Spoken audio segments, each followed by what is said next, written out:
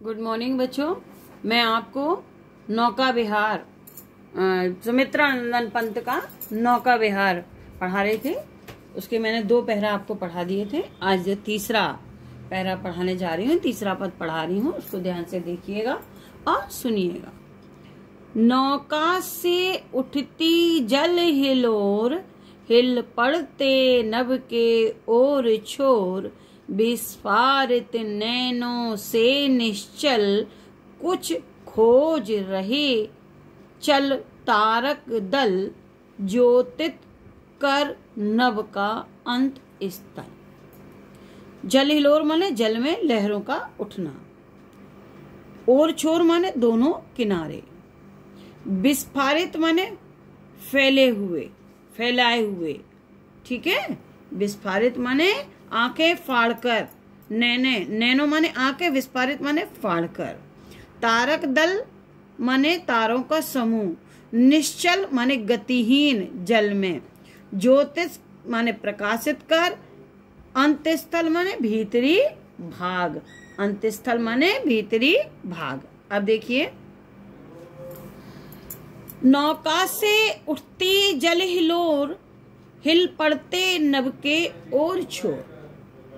कवि पंत जी कहते हैं कि जब गंगा में नौका चलती है तो नौका के चलने से उसमें उठने वाली लहरें उठने लगती हैं। उसमें गंगा में हिलोरें उठने लगती हैं, लहरें उठने लगती हैं। जब नौका चलती है तो उस गंगा के जल में लहरें उठने लगती हैं और उसमें आकाश का जो प्रतिबिंब पड़ता है, हिल पड़ते नभ के ओर छोर, उस गंगा में जो आकाश का प्रतिबिंब पड़ता है, उस प्रतिबिंबित आकाश वह हिलने लगता है। जब नौका में जल में हिलोरें नौका चलती हैं तो गंगा के जल में हिलोरें उठती हैं, लहरें उठती हैं।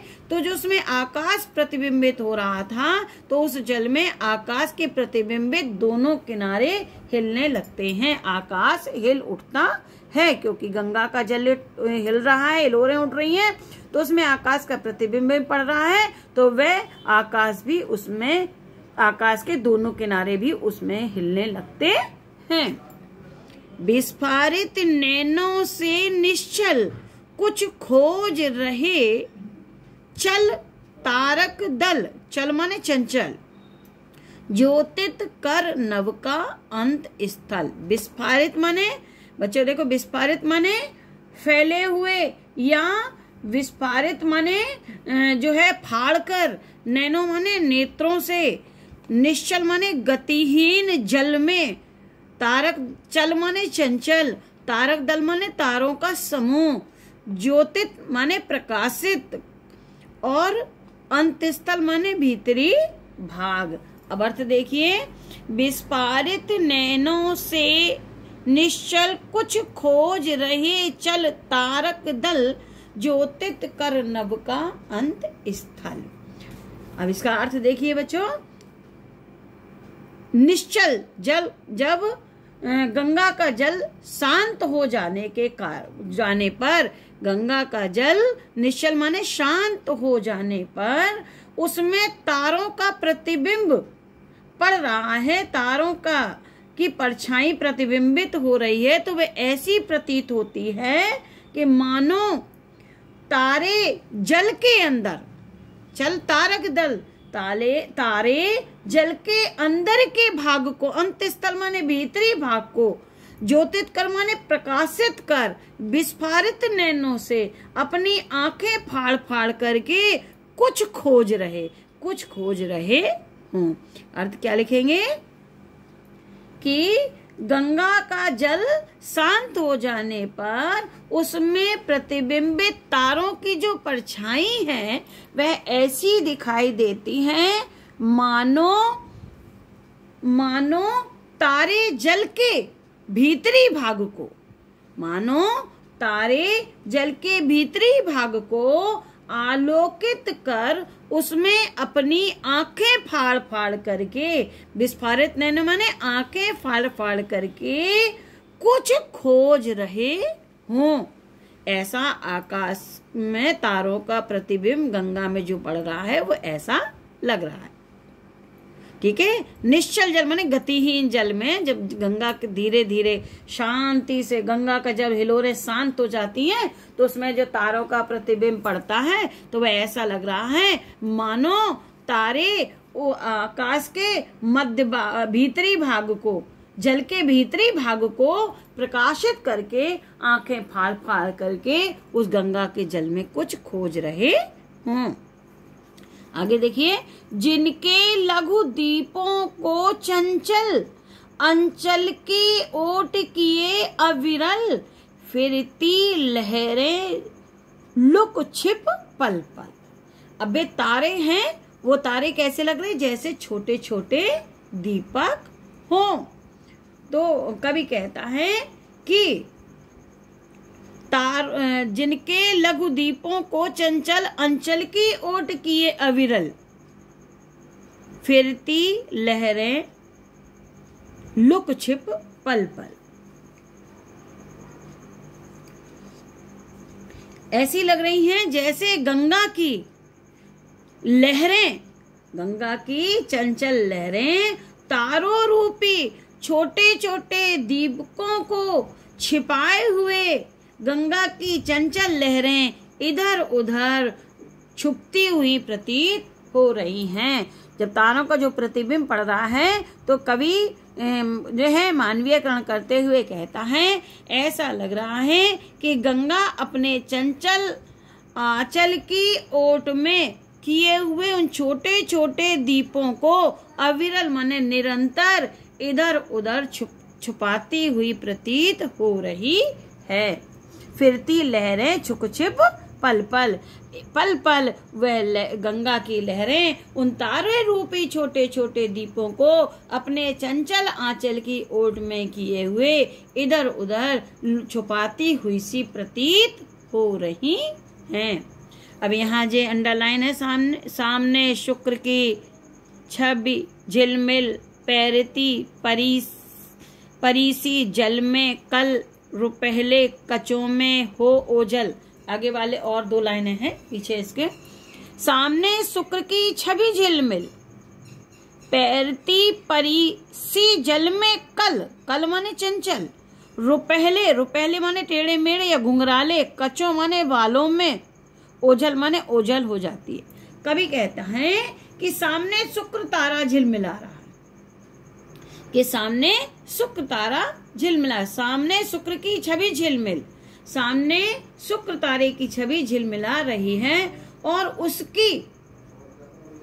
उसकी शोभा जल में प्रतिबिंबित होकर ऐसी लगती है जैसे परीसी जल में कल, पैरती माने तैरती, जैसे कोई सुंदर परी जल में तैर रही हो। सामने शुक्र तारे की छवि झिलमिला रही है, वे ऐसी लगती है, उसकी शोभा ऐसी लगती है जैसे जल में प्रतिबिंबित होकर परी तैर रही हो, या उसकी शोभा जल में प्रतिबिंबित होकर परी सी तैर रही है। सीधे लिखेंगे आप, सामने शुक्र तारे की छवि झिलमिला रही है, वह उसका प्रतिबिंब गंगा में ऐसा लग रहा है जैसे कोई सुंदर परी जल में तैर रही हो, रुपहले कचों में हो ओझल। और वह गंगा की लहरों में जो है कभी कभी शुक्र तारे की छवि छुप जाती है, तो ऐसा लग रहा है जो अपने रुपहले बालों में, अपने घुंघराले बालों में अपने आप को छुपा लेती है। चांदनी रात में गंगा की लहरें रुपहले बालों की तरह लग रही हैं, तो ऐसा लग रहा है जैसे वह परी अपने घुंघराले बालों में, रुपहले बालों में कभी कभी कहीं छिप जाती हो। ठीक है, ऐसे लिख देंगे कि परी तैर रही थी जो अपने रुपहले बालों में कभी ओझल हो जाती है या छिप जाती है। आगे देखिए,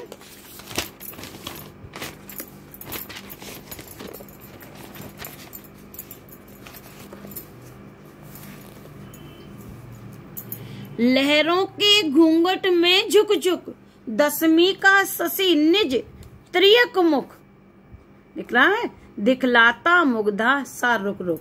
ये भी अंडरलाइन है, यहीं तक है, फिर आगे से दूसरा पहरा आ रहा है, यहीं तक, ठीक है। अब कवि कहता है कि लहरों के घूंघट में झुक झुक, दशमी तिथि है और दशमी तिथि का चंद्रमा जो है आधे से ज्यादा निकला हुआ है और वो छुपा हुआ है, तो वो उसमें गंगा का प्रतिबिंब ऐसा लग रहा है मानो कोई यौवना नायिका, कोई नायिका कोई घूंघट डाले हुए, मुग्धा सा माने मुग्धा नायिका, कोई मुग्धा नायिका अपने मुख को कभी घूंघट में छुपा लेती है और कभी अपने घूंघट को उघाड़ देती है। उसी प्रकार से गंगा में प्रतिबिंबित होता हुआ दशमी का चंद्रमा भी अपना तिरछा मुख दिखा देता है और कभी लहरों की चंचलता के कारण छिप जाता है। कैसे लिखेंगे?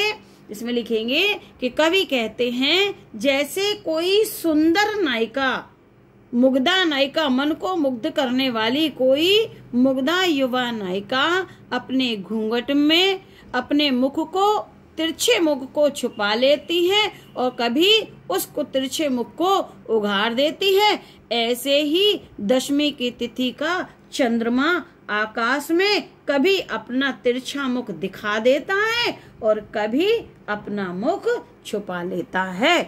ठीक है, गंगा के जल में दशमी तिथि के चंद्रमा का प्रतिबिंब ऐसा लग रहा है मानो कोई मुग्धा नायिका कभी घूंघट में अपने मुख को, आधे मुख को छुपा लेती है और कभी खोल देती है। ऐसी दशमी तिथि का चंद्रमा गंगा में प्रतिबिंबित होता हुआ कभी अपने तिरछे मुख को दिखा देता है और कभी लहरों में छुपा लेता है।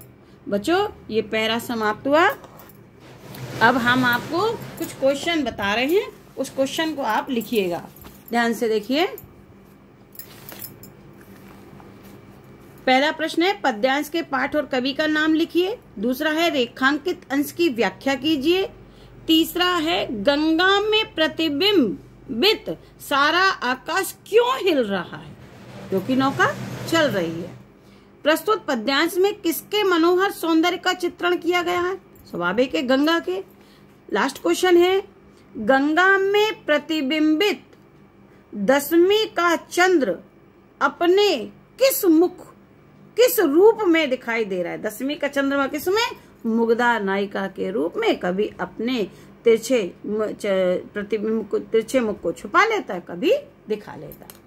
बच्चों, यहाँ ये पैरा समाप्त हुआ। आगे का पैरा मैं आपको कल पढ़ाऊंगी। Thank you.